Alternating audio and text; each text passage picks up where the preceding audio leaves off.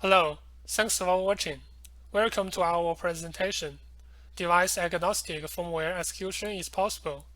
A concurrent execution approach for peripheral emulation. My name is ChenCao. The co-authors of this paper are Leguan, Jiangming, and Peng Liu. First of all, let's recap the emulator techniques, which are usually used in the dynamic analysis of the binary code, combining fuzzy tools, etc. QEMU, as a popular generic machine emulator, can be used to execute firmware. For example, it supports ARM Cortex-M4 processor and a bunch of different peripherals, such as RTC and UART. Different firmware runs in different boards with different peripherals. So, in order to execute one firmware in QEMU, QEMU has to implement different peripherals. If one peripheral is not implemented, the firmware requiring this peripheral cannot execute in QEMU. Otherwise, the execution would finally fail. We summarize this into two function gaps if the required peripheral is not implemented in QEMU. The first gap is QEMU doesn't know how to respond when the unimplemented peripheral is accessed. The second gap is QEMU cannot know when to send interrupt requests. Before presenting our solution, let's discuss three key observations we got after in-depth study on the usage of peripheral values. The first observation is that a large amount of peripheral accesses do not significantly influence the firmware execution, such as this statement.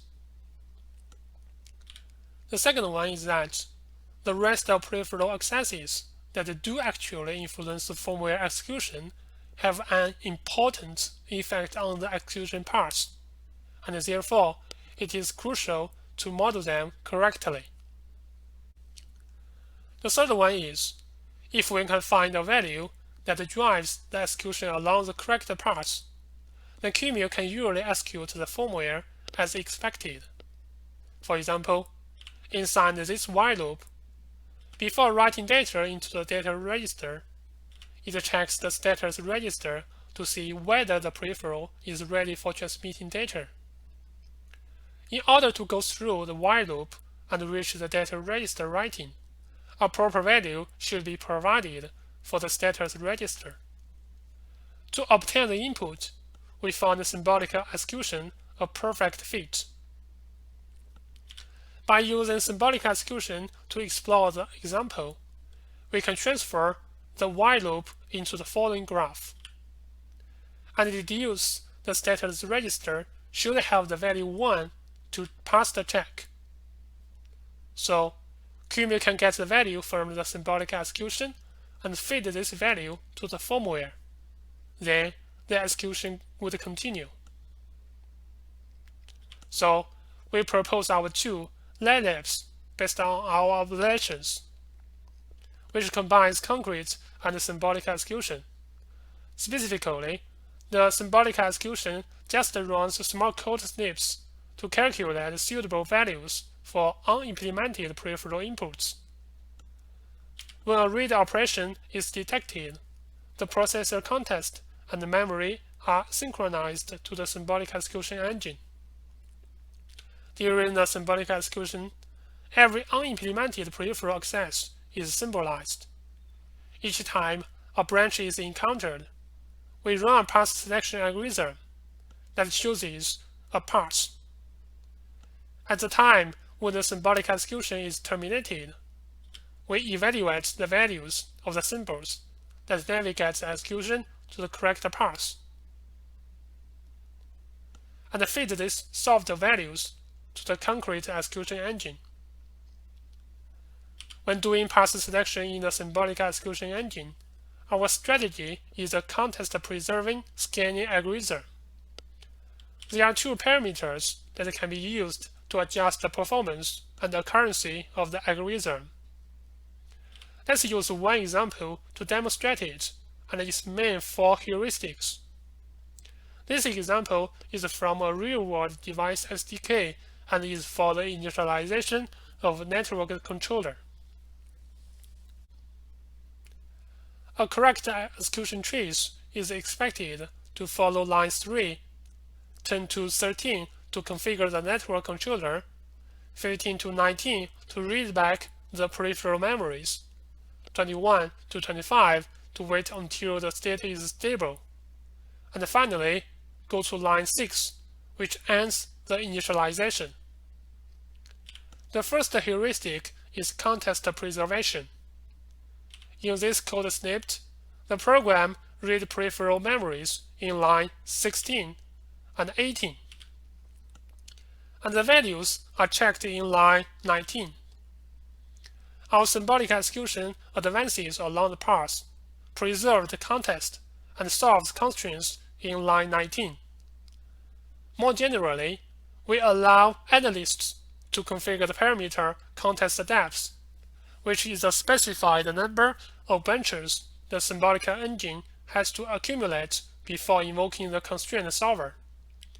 In this way, we preserve the possibilities of future paths and thus yielding more accurate results.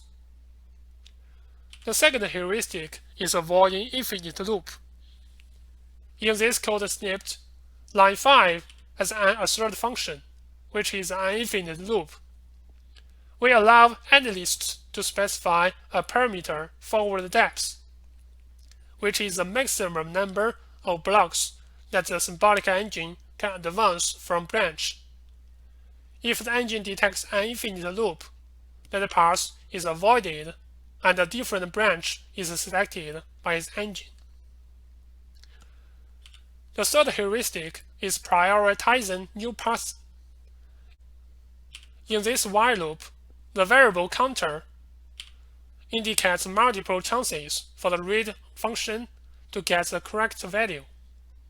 This while loop may be executed multiple times, and this can be detected by our algorithms. The new path will be selected, which can help the engine to go out of the loop and get the correct value. The fourth heuristic is fallback path. It is applied if we still have multiple candidate paths after applying all path selection mechanisms. Specifically, the path with the highest address is selected. So far, we have filled the first function gap. That is, what to respond when the peripheral is accessed. To fill the second function gap, we implement an interface that periodically delivers activated interrupts. We developed a prototype based on QEMU and Anger. The concrete execution engine can also be Panda, which is based on QEMU but supports more dynamic analysis features. The interrupt injection is implemented on top of QEMU machine protocol interface. We conducted extensive experiments to evaluate our prototype. Of all the collected 30 firmware images from different manufacturers, we found that it can successfully execute 20 of them without any human intervention. We also did fidelity analysis by collecting 2 firmware execution traces of the same firmware image on both Laelaps and on the real device. Purple color represents overlapped trace segments. It clearly shows 2 traces have similar path coverage, and both traces reach essential milestones during firmware execution, such as the end of device setup, etc.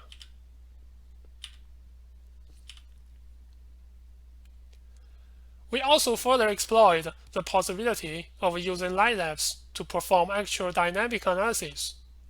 First of all, we retested the same firmware image used in the previous study. In the original study, they used real devices to get snapshots for testing.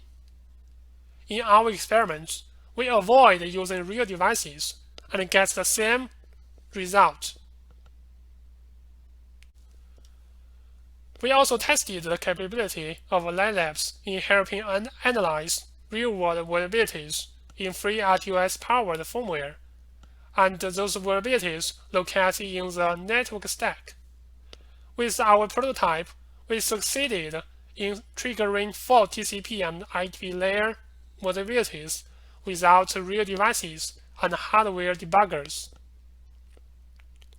To conclude our presentation, we distill the missing but essential parts for full system emulation of those devices. We fill the missing parts of full system device emulation by designing a symbolically guided emulator. We demonstrate the potential of Laelaps by using it in combination with advanced dynamic analysis tools. Thank you for watching.